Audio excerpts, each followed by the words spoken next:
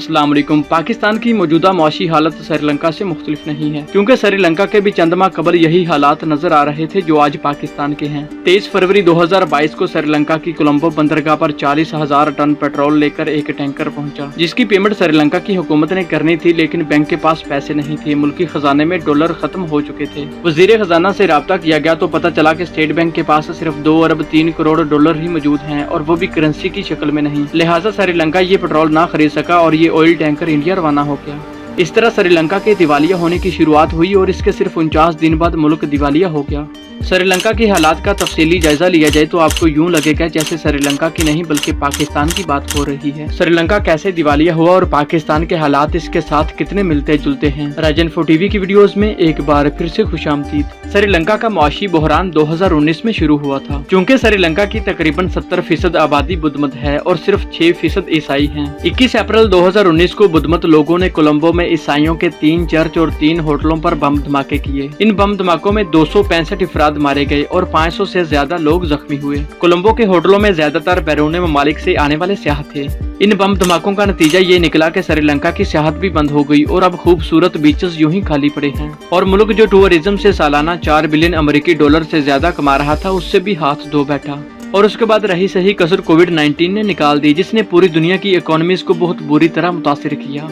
इसके बाद सियासत में अपना नाम बड़ा करने के लिए और वोट बैंक हासिल करने के लिए ऐसे मंसूबे लगाए गए जिससे उन्हें कोई आमदन होने के बजाय उल्टा उन्हें चलाने के लिए हुकूमती खजाने से पैसा लगाना पड़ा। और कई मंसूबों के अंदर टैक्स की भी बिला वजह छूट दी गई, जैसा कि हमारे यहाँ मेट्रो और लैपटॉप स्कीम, जिससे सियासतदानों ने वोट बैंक तो हासिल किया, लेकिन असल में अवाम का पैसा गलत जगह पर इस्तेमाल हुआ। जो कि रोड, सेहत और तालीम पर लगना चाहिए था, वो इन मंसूबों को चलाने में लग गया, जिसकी कमी को पूरा करने के लिए मजीद नोट छापे गए। जब किसी भी मुल्क में जितने ज्यादा नोट छापे जाते हैं, उस मुल्क की करेंसी की वैल्यू उतनी ही कम होती है और महंगाई बढ़ती है। 2016 के डाटा के मुताबिक श्रीलंका पर 46.6 अरब अमेरिकी डॉलर का कर्जा था। श्रीलंका की उतनी GDP ग्रोथ नहीं थी जितना कर्ज का सूद अदा करना पड़ रहा था, और बैरूनी कर्ज यूं के तू श्रीलंका पर तलवार की तरह मुंडला रहे थे। और अब उनके पास कर्जा उतारने के लिए पैसे बिल्कुल भी नहीं है। महंगाई दिन ब दिन बढ़ती गई और जरूरत की चीजें शहरियों की पहुंच से दूर होती गई। लोगों के पास खाने के लिए कुछ नहीं है, पीने के लिए पानी तक मौजूद नहीं, घरों में गैस और बिजली बंद है। 31 मार्च को सैकड़ों मुजाहिरीन की जानिब से रैली निकाली गई और सदर गोताबाया के घर पर धावा बोलने की कोशिश के साथ साथ उनके इस्तीफे का मुतालबा किया गया। इसके बाद कोलंबो में कर्फ्यू लगा दिया गया और 13 घंटे तक बिजली गायब हो गई। 1 अप्रैल को सदर की जानिब से इमरजेंसी नाफिज करने का ऐलान किया गया और मुजाहिरीन को गिरफ्तार करके हिरासत में लिया जाने लगा। 2 अप्रैल को मुल्क भर में 36 घंटे के लिए कर्फ्यू लगाकर फौज तैनात कर दी गई और कर्फ्यू को 4 अप्रैल की सुबह हटाया जाना था। लेकिन 3 अप्रैल को श्रीलंका की तकरीबन पूरी काबीना ने रात को इस्तीफे दे दिए और शहरियों का सोशल मीडिया भी बंद कर दिया गया। 4 अप्रैल को मरकजी बैंक के गवर्नर के साथ मजीद काबीना ने इस्तीफे दे दिए और स्टॉक एक्सचेंज की तिजारत भी रोक दी गई। श्रीलंका जो दुनिया भर में पत्ती और चावल 17% बरामद करता था और 52% टेक्सटाइल और इसके अलावा मसाले, जवाहरात, नारियल की मसनूआत और मछली बरामद करता था, सब रुक गया। 5 अप्रैल को अली साबरी को वजीर खजाना तैनात किया गया, जिसने तैनाती के एक दिन बाद इस्तीफा दे दिया और इसी दिन सदर गोताबाया ने अपनी अक्सरियत खो दी।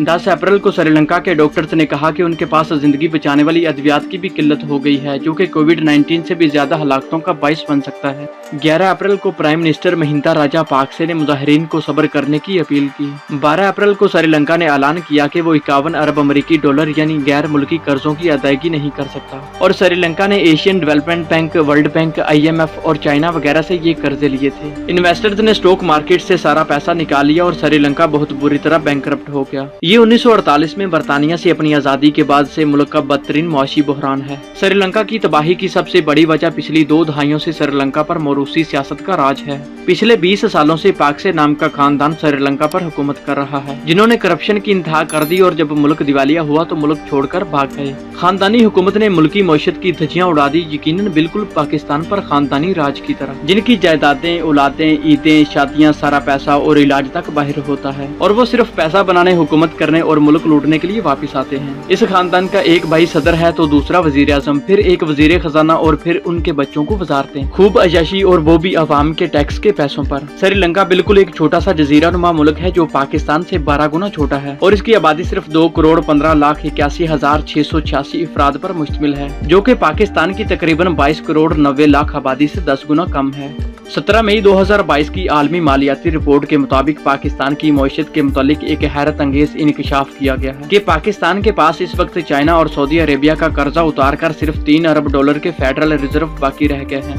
जिससे इसको 22 करोड़ से ज्यादा आबादी वाले मुल्क को फ्यूचर में चलाना है, जो कि श्रीलंका जैसे छोटे मुल्क के फेडरल रिजर्व से भी कम है। जबकि पाकिस्तान पे IMF का कर्जा वहीं का वहीं खड़ा है और ना ही IMF और कर्जा दे रहा है। इसलिए अगर अगले 4 से 6 माह तक पाकिस्तान की इकोनॉमी को बेहतर करने के लिए बड़े फैसले ना किए गए तो पाकिस्तान का हाल भी वही होगा जो इस वक्त श्रीलंका का हो रहा है। श्रीलंका के 92% लोग पढ़े लिखे हैं, लेकिन उनके पास नौकरियां नहीं हैं, बिल्कुल पाकिस्तान की तरह। एक पढ़ी लिखी सोसाइटी की इकोनॉमी जमीन पे आन गिरी है तो पाकिस्तान की क्यों नहीं गिर सकती। माहिरीन पाकिस्तान को अगला श्रीलंका तस्वर किए बैठे हैं, जिसके ऊपर सिर्फ 51 अरब डॉलर का कर्जा है, जबकि पाकिस्तान पर 122 अरब डॉलर का बैरूनी कर्जा है। बढ़ती हुई महंगाई और गुर्बत के साथ साथ डॉलर पाकिस्तान में तारीख की बुलंद तरीन सतह पर जा पहुंचा है। श्रीलंका में लोग सदर और वुज़रा के घरों और कीमती गाड़ियों को आग लगा रहे हैं और मुजाहरे कर रहे हैं, लेकिन यही एहतजाज सही वक्त पे किया होता तो आज मुल्क इस तरह दिवालिया न होता। मुल्क टूट चुका है जिसको आज ना कोई चलाने वाला है और ना ही बचाने वाला, मगर पाकिस्तान के पास तो कुछ वक्त अभी भी मुयस्सर है। अगर आज भी पाकिस्तान की इकोनॉमी को बेहतर बनाने के लिए अच्छी पॉलिसीज ना बनाई गई तो ये वक्त दूर नहीं है। आज हम लोग श्रीलंका से सिर्फ 5 महीने पीछे हैं और अनकरीब दिवालिया होने वाले हैं। अल्लाह ना करे ऐसा हो। अगर ऐसा होता है तो हमें गवादर और अपना एटमी प्रोग्राम गिरवी रखकर या इसे बेचकर अपना कर्ज अदा करना पड़ेगा,